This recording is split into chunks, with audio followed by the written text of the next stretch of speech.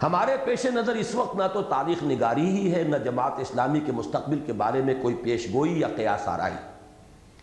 نہ ہم اس وقت اس بحث میں الجھنا چاہتے ہیں کہ مولانا مودودی کے اس انقلاب حال کے اسباب کیا تھے۔ یعنی مولانا ابوالکلام آزاد نے ٹرن لیا تھا تو اس کے اسباب کیا تھے، اس پر تو ہم نے کچھ گفتگو کی ہے، لیکن اس وقت یہ ہے کہ مولانا مودودی کے اس جو انقلاب حال ان کا ہوا ہے اس کے اسباب کیا تھے، وہ ہمارا اس گفتگو کا موضوع نہیں۔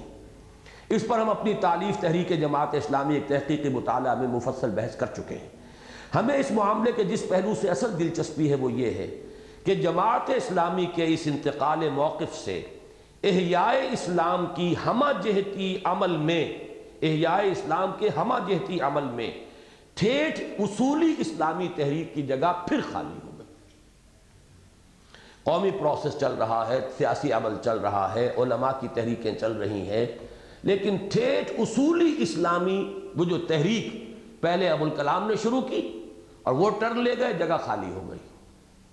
کچھ عرصے کے بعد مولانا مودودی آئے، محنت کی، بہت زیادہ محنت کی ابوالکلام کے مقابلے میں،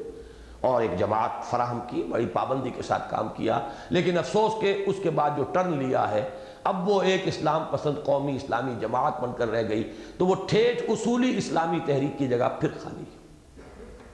اور اس مہیب خلا کو پر کرنے کی کوئی صورت تاحال پیدا نہیں ہوئی۔ جو اپنے پیش رو مولانا آزاد اور ان کی جماعت حزب اللہ کی طرح مولانا مودودی اور ان کی قائم کردہ جماعت اسلامی نے جیتے جی مرحوم ہو کر پیدا کیا ہے۔ چنانچہ اب اگرچہ سیاسی و قومی سطح پر بھی احیائی عمل جاری ہے اور علماء کی سرگرمیاں بھی اپنے اپنے رنگ میں تیز سے تیز تر ہو گئی ہیں، احیائی عمل کا یہ تیسرا اور اہم ترین گوشہ ویران و سنسان پڑا ہے۔ جماعت اسلامی کے موقف میں یہ تبدیلی اصولاً سن 47 میں پیدا ہو گئی تھی، لیکن کم و بیش 10 سال یہ اپنی قوت کے زور میں بڑھتی چلی گئی، اور اس تبدیلی کا احساس بھی لوگوں کو نہیں ہوا،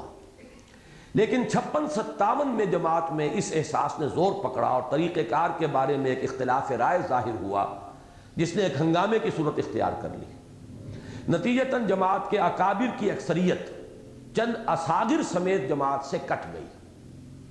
یہ جو ہے پورا پروسیس اس بحرانی دور کا تازہ جو اب آ رہا ہے، میثاق جنوری کا 1990 کا، اس میں وہ نقض غزل کی وہ 4 قسطیں شائع ہو گئی کہ کیا ہنگامہ تھا، کون کون کٹا ہے۔ مولانا اصلاحی، مولانا عبدالغفار حسن، مولانا عبدالجبار غازی، مولانا عبدالرحیم اشرف، مولانا افتخار احمد بلخی، مولانا شیخ سلطان احمد صاحب، اور فیصل آباد میں پھر میاں فضل احمد صاحب اور چودھری عبدالحمید صاحب۔ یہ تقریباً سیکنڈ لائن جو تھی جماعت اسلامی کی، جو لوگ بھی امیر رہے کبھی مولانا مودودی اور مولانا اصلاحی کی اسیری کے دور میں یا کسی اور وجہ سے معذوری کے دور میں، وہ سب کے سب وائپ آؤٹ ہوئے، اور کچھ چھوٹے بھی تھے، جن میں ایک چھوٹا میں بھی تھا، ایک کارکن تھا نوجوان 24-25 برس کی عمر۔ ایسے تو بہت سے لوگ علیحدہ ہوئے، یہ ہمارے بیٹھے ہوئے ہیں، اب سفید داڑھی ان کی بھی ہو گئی ہے میری طرح، لیکن یہ کہ نجیب صاحب بھی اسی دور کے کٹے ہوئے، بھائی جمیل صاحب بزرگوں میں سے وہ بھی یہاں موجود ہیں اس وقت، لیکن یہ کہ جماعت کی ایک بڑی نفری کٹ گئی تھی۔ خاص طور پر شورا جو ہوتی تھی 20 افراد پر تقریباً مشتمل، اس کی تو یوں سمجھیے کہ جان نکل گئی۔ یہی حضرات تھے جو ہمیشہ دوسرے درجے پر، دوسرے نمبر پر ہمیشہ جماعت میں سمجھے گئے، مولانا اصلاحی صاحب، مولانا عبدالجبار غازی، مولانا عبدالرحیم اشرف، مولانا عبدالغفار حسن، یہ سب کے سب جو ہیں جماعت سے کٹ گئے۔ سعید ملک صاحب جو جماعت پنجاب کے امیر تھے، یہ ارشاد احمد حقانی صاحب، یہ ان نوجوانوں میں سمجھیے، وہ مجھ سے 1-8 سال بڑے ہو گئے، میرے ہی ساتھ کے تھے، اس وقت تسنیم کے ایڈیٹر تھے۔ سعید ملک صاحب جو اس دوسرے لیول کے آدمی تھے، وہ جماعت پنجاب کے امیر تھے۔ تو اس طرح کی ایک جماعت جو ہے، جماعت کا ایک حصہ کٹا، چند اصاغر سمیت جماعت سے کٹ گئی۔ ان اصاغر میں سے ایک ان سطور کا راقم بھی ہے۔ بعد ازاں بڑے تو اپنے بڑے بڑے کاموں میں مشغول و مصروف ہو گئے۔ اب یہ میرا ایک فقرہ ہے، مطلب یہ کہ اگرچہ میں اس کو یعنی اپروو نہیں کرتا، کرنے کا کام تو یہ تھا کہ میدان میں آتے اور اسی تحریک کو ریوائیو کرتے، اور جو اختلافات ہوئے تھے ان سے ہٹ کر، جو خرابیاں جن کی نشاندہی کی تھی ان سے بچ کر، اور اسی تحریک کو لے کر چلتے، اس لیے کہ اس بنیادی موقف میں تو کوئی اختلاف نہیں۔